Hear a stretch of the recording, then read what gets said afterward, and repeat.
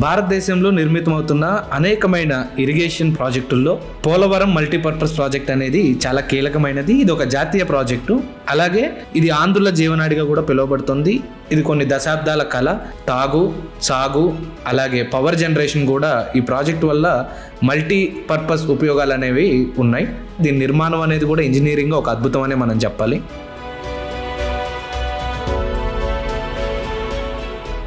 So ఈ రోజునైతే మనం ఈ ప్రాజెక్ట్ యొక్క కాంపోనెంట్స్ ఏంటి, వీటిలో జరుగుతున్న నిర్మాణ పనులు ఏంటి, ఎంతవరకు వర్క్ పూర్తి అనేది మనం చూద్దాం.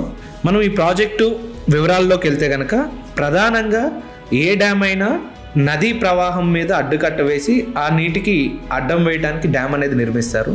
కానీ పోలవరం ప్రాజెక్టులో ప్రధానంగా దీని యొక్క ప్రత్యేకత ఏంటి అంటే నదికి రైట్ సైడ్న స్పిల్వే అనేది నిర్మించడం జరిగింది. అది ఎందుకు అంటే గోదావరి నది ప్రవాహంలో కింద ఏదైతే ఇసుక తిమ్మెలు ఉంటాయి, ఆ ఇసుక తిమ్మెల్లో కాంక్రీట్ నిర్మాణం చేయడం అనేది చాలా క్లిష్టమైనది. సో గోదావరి ప్రవాహం యొక్క తాకిని తట్టుకోవటానికి రైట్ సైడ్లో 2 కొండల మధ్య ఈ స్పిల్వే అనేది నిర్మించడం జరిగింది.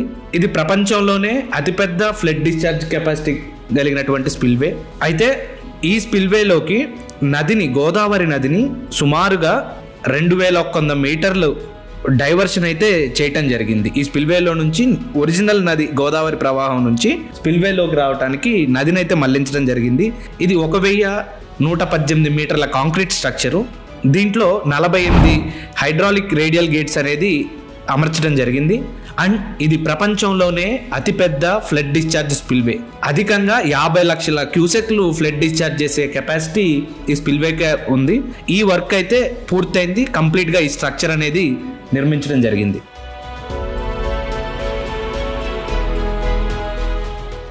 స్పిల్వే నుంచి మనం ముందుకు లెఫ్ట్ సైడ్కి వెళ్తున్నట్లయితే మనకి ఫిష్ ల్యాడర్ అనేది ఒక ప్రత్యేక స్ట్రక్చర్ని మనం నిర్మించడం జరిగింది.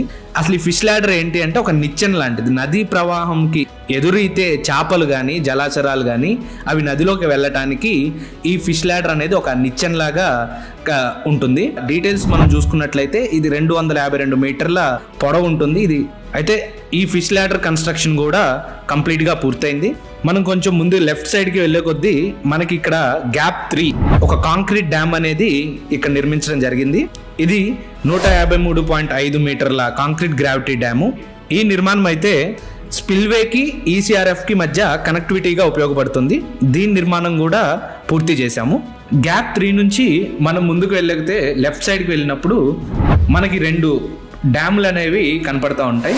ఈ కట్టడాలు ఏంటంటే upper coffer dam, lower coffer dam అని అంటారు. ఈ రెండింటి నిర్మాణం ఎందుకు జరిగిందంటే ఈ ప్రాజెక్టులో ప్రధానమైనటువంటి earth cum rock fill dam నిర్మాణం కోసం దాని పనులు చేయడానికి, ఆ స్పేస్ క్రియేట్ చేయడానికి ఈ upper copper dam, lower coffer dam అనేది నిర్మించడం జరిగింది. ప్రధానంగా మనం అప్పర్ కాఫర్ డ్యామ్ గురించి ఇప్పుడు చూసుకున్నట్లయితే ఇది 2480 మీటర్ల పొడవులో ఈ డ్యామ్ అనేది నిర్మించడం జరిగింది. ఇది 42.5 మీటర్ల ఎత్తు కలిగి ఉంది.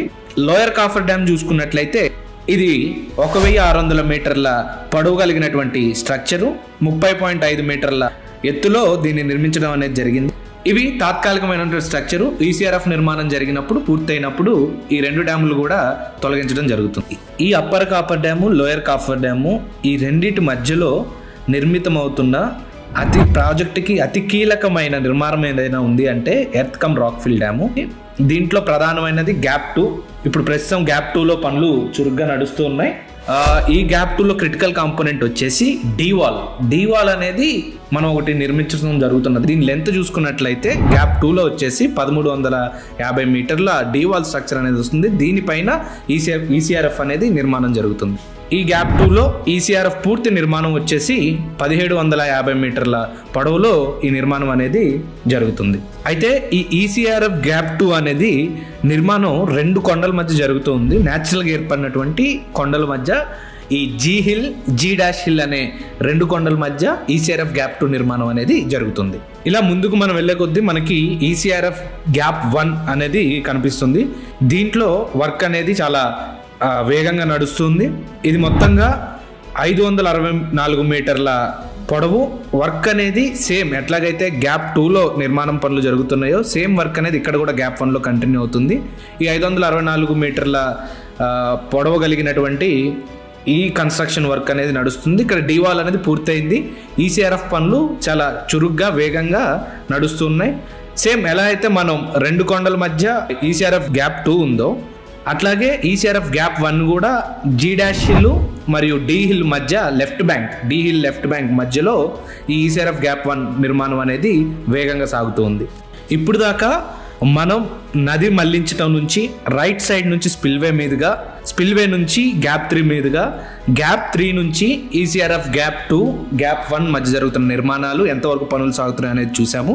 ఇక లెఫ్ట్ సైడ్కి ముందుకు వెళ్ళే కొద్దీ మనకి ఒక అద్భుతమైన ఒక స్ట్రక్చర్ అనేది ప్రధానమైనది నిర్మితం అవుతుంది.